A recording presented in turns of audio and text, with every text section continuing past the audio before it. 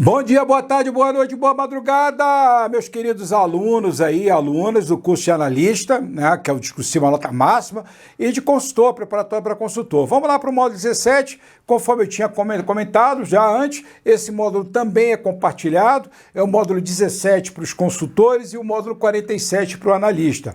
Qual é a ideia? É a gente ver todas aquelas recomendações do módulo 16, como é que elas são aplicadas na prática da confecção das dissertações. Espero que seja, mais uma vez, útil para vocês. A ideia de tudo isso que a gente vem fazendo ao longo do curso não é querer ficar prevendo qual é o tema, você vê que eu nem falo sobre isso, né? Como a gente tenta ver aí fora, todo mundo, às vezes, prevendo e tal, não, porque o discurso vai ser sobre isso, que tal hora... Isso é exercício de pitonisa inútil, porque a probabilidade de acertar é muito pequena. É claro que quanto mais eu puder cobrir o conteúdo específico, né, e o conteúdo da minha área, melhor, porque eu vou ter mais intertextualidade. Mas não é no sentido de prever tema, mas no sentido de estar preparado para enfrentar diferentes tipos de tema. Então vamos adiante aqui para a gente entender melhor esse módulo 17. Características das provas discursivas da Fundação Getúlio Vargas. Nos concursos realizados pela FGV, com questões ou dissertações, a prova discursiva é orientada por um conjunto de perguntas explícitas ou implícitas no enunciado, se não vejam. Então agora, vamos ficar veaco, né? Porque eu fiz questão de recuperar aqui concursos anteriores, como esse aqui de 2012. Eu fiz questão de recuperar esse concurso de 2012, que eu tive o prazer de participar da aprovação do Habib, para meio ambiente, e do Valderir, que era meu colega também na época aí dos cursinhos.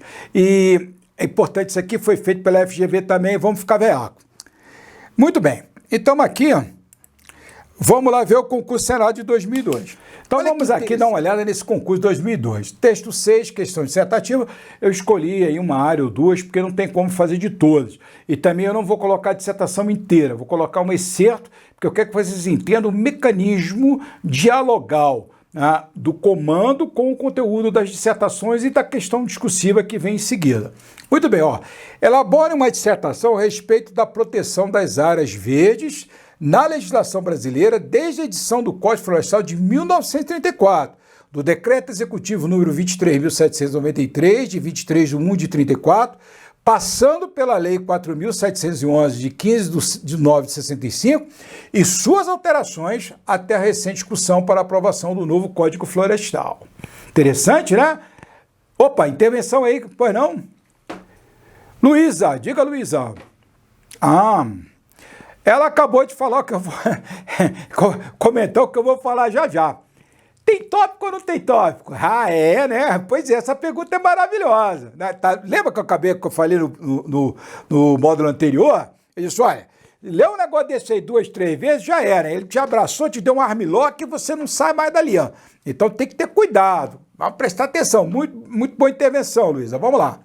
Considera a nova matriz constitucional de 88, o cenário econômico mundial, os movimentos preservacionistas e o sistema legislativo nacional. Você vê que é um texto corrido, né? Muito bem. Agora vamos ver o que acontece. No primeiro momento, o candidato pode ser traído. Essa palavra aqui, ela é maravilhosa.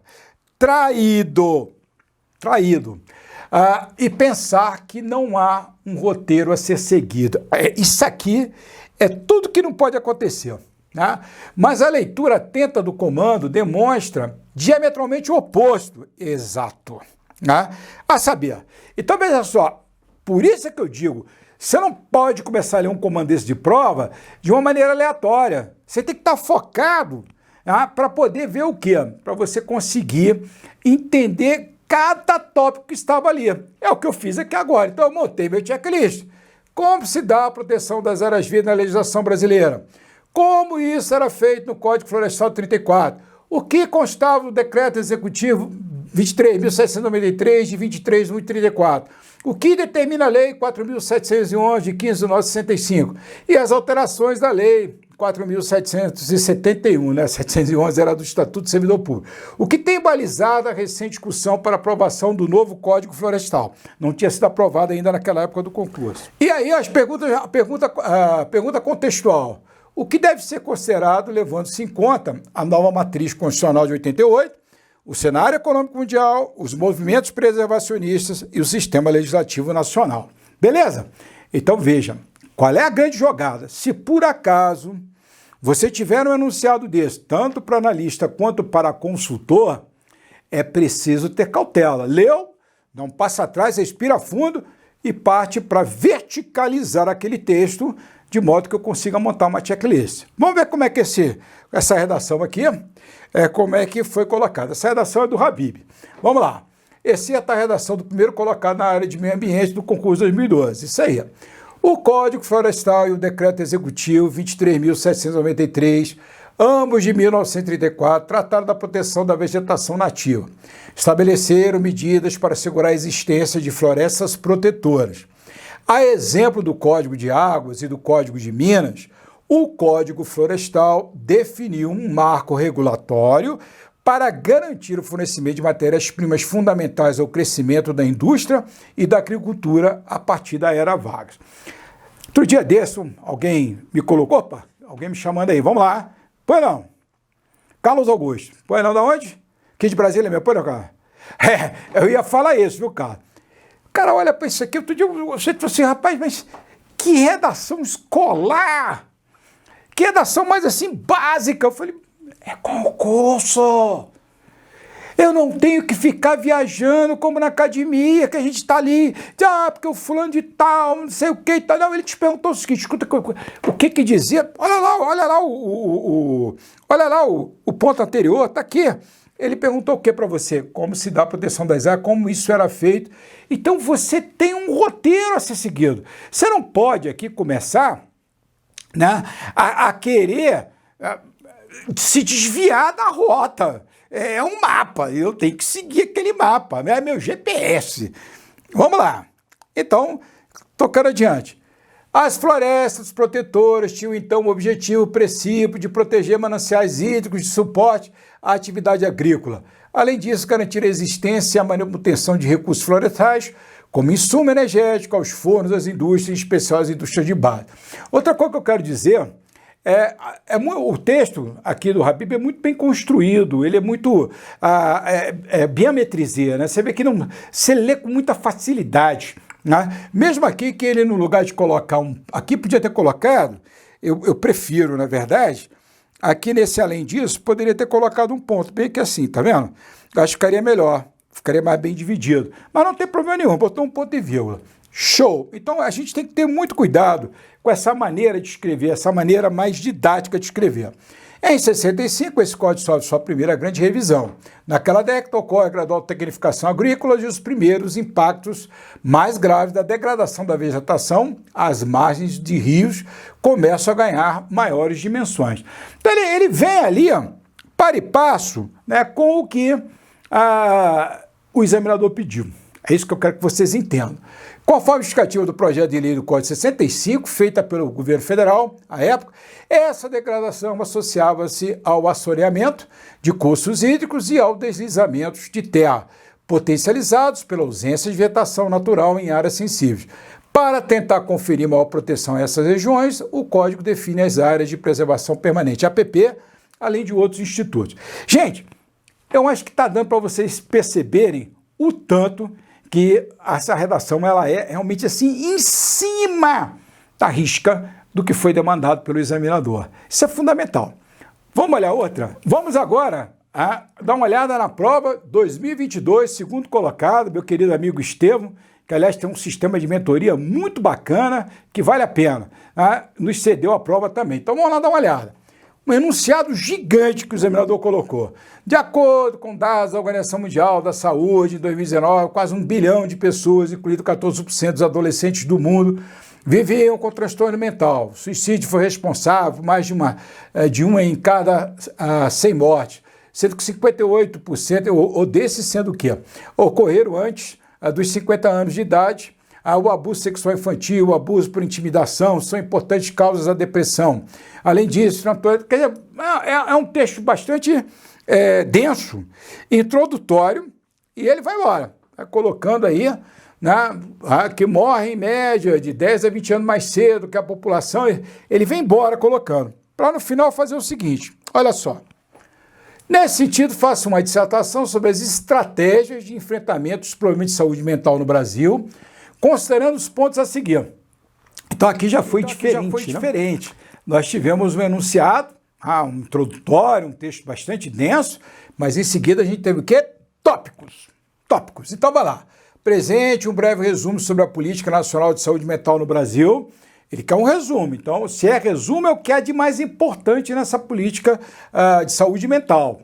Não é para devagar, para ir direto ao ponto. Identifica as estruturas essenciais ou os pontos de atenção que fazem parte da rede de atenção psicossocial, RAPS, e apresente seus respectivos objetivos e sua abrangência.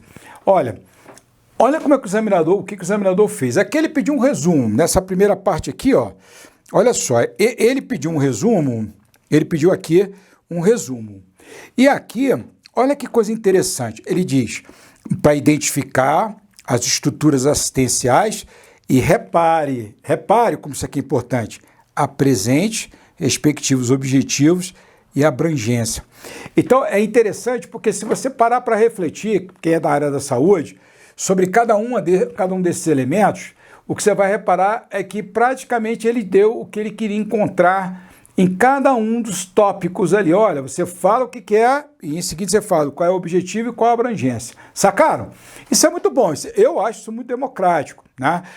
Professor, eu tive uma prova como essa e depois eu esqueci, acabei não vendo, falando do objetivo e da abrangência. Vai perder ponto, e muito ponto. Então, cuidado, foca, palavra-chave, recupera, faz esquema, do lado ali, checklist, para não sair dos trilhos. Muito bem. Aponte o papel da reabilitação psicossocial de acordo com a Política Nacional de Saúde. Então, esse é um tópico mais simples. Apresente os direitos das pessoas com transtornos mentais previstos em lei. Você veja que aqui ele tem direitos, né? Então é importante pontuar os principais aqui, porque esse tópico aqui é um tópico muito importante. Muito bem. Vamos ao EC da dissertação aqui do Estevão.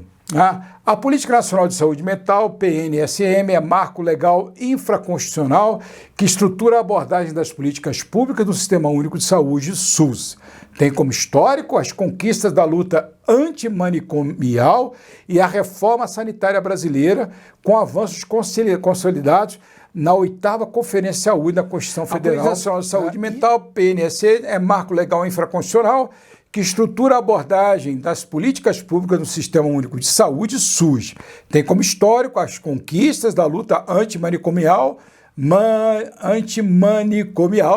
e da reforma sanitária brasileira, com avanços consolidados na 8ª Conferência de Saúde, e ali faltou um mesinho, e na Constituição Federal de 1988. Direto, hein? Direto mesmo.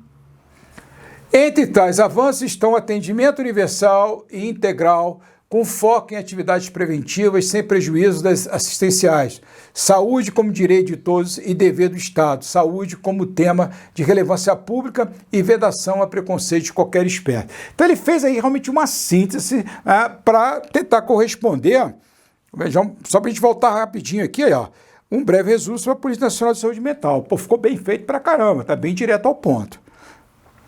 Muito bem. E ele segue. A partir de tal base, a PNSM foi estruturada como eixo norteador das ações e serviços de saúde com foco em prevenção, promoção, proteção e recuperação da saúde mental, com o objetivo de atendimento integral está alinhada à Lei Orgânica da Saúde, 8.080, de 19 de setembro de 1990, bem como tem previsão de participação popular conforme a Lei 8.142, de 1990. Disponível nas portarias de consolidação do Ministério da Saúde, a PNSM tem relação temática transversal, em especial com as políticas nacionais de promoção da saúde, humanização, atenção primária à saúde, drogas, de atenção integral à saúde, da população privada de liberdade, da população negra, da criança, do homem e da mulher.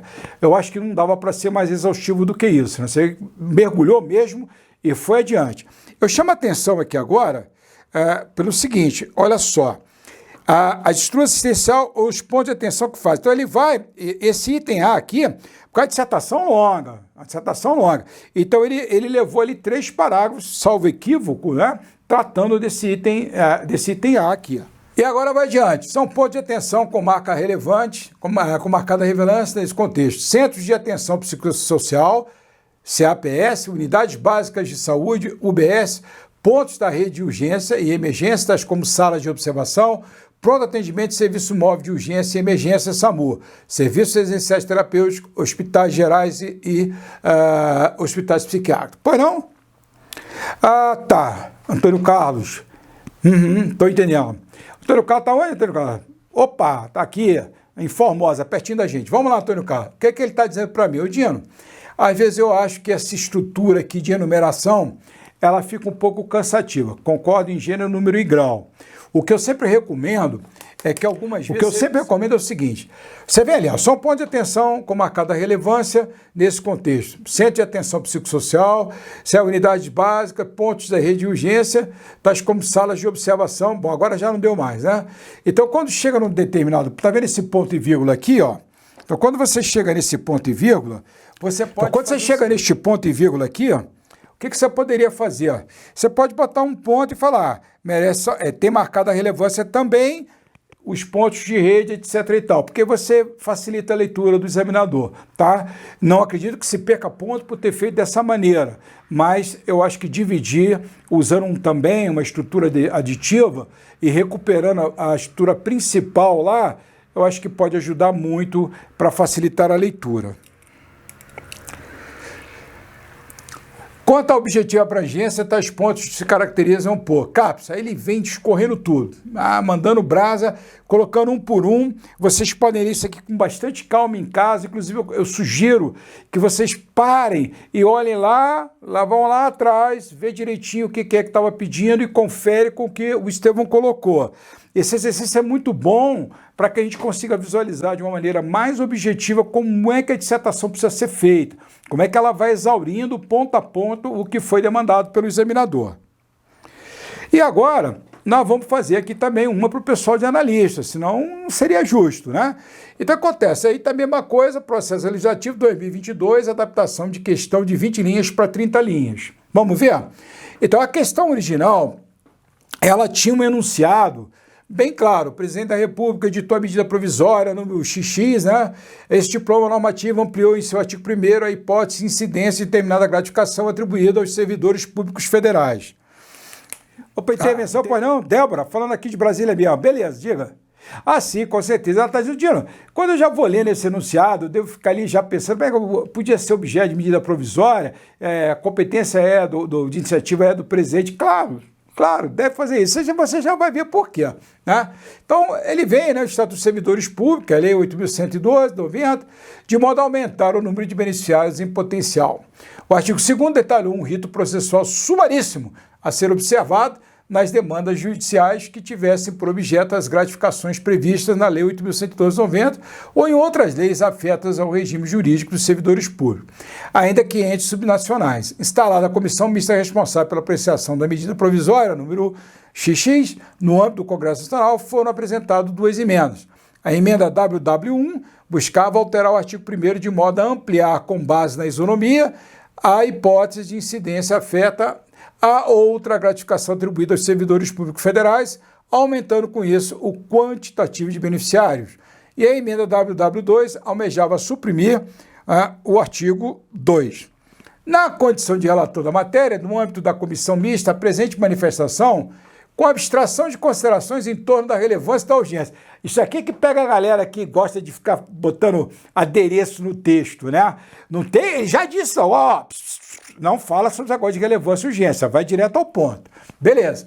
Da proposição de lei abordando a compatibilidade formal com a Constituição da República. Do artigo 1º da medida provisória. Faltou, cadê o B aqui? Bom, C da emenda WW1 e D da emenda WW2. Aqui, tá vendo aqui, ó, abordando a compatibilidade formal com a Constituição da República, né? Então, ali está faltando o item B. Essa aqui, ó, eu comi uma mosquinha aqui. Mas a gente olha lá no original, é fácil da gente conseguir entender qual é o item B. Mas, de qualquer maneira, são 4 coisas que precisam ser ditas. Vamos lá ver aqui. Muito bem. Aí, o que a gente fez? Bom, vamos agora mostrar como seria como seria o comando numa questão de 30 linhas. Como é que poderia ser feito? Então, olha lá, ó. Na condição de relator da matéria do âmbito da comissão mista, apresente manifestação com considerações em torno da relevância e da urgência da proposição legislativa. Aí agora eu vou ter a relevância e a urgência, só para a gente treinar. Matérias que não podem ser objeto de MP, tá vendo? Compatibilidade formal da MP com a Constituição da República, compatibilidade formal do artigo 1º da medida provisória com a Constituição, compatibilidade formal da emenda WW1 e compatibilidade formal da emenda WW2 com a Constituição. Veja que aqui apareceu aquele item que estava faltando lá, que é o item B ali, né? Muito bem. E aí eu fiz aqui uma resposta, não é cortar colar, mas para vocês terem uma noção do que é que deveria ser mais ou menos feito aí para responder essa questão. Então tá lá, ó.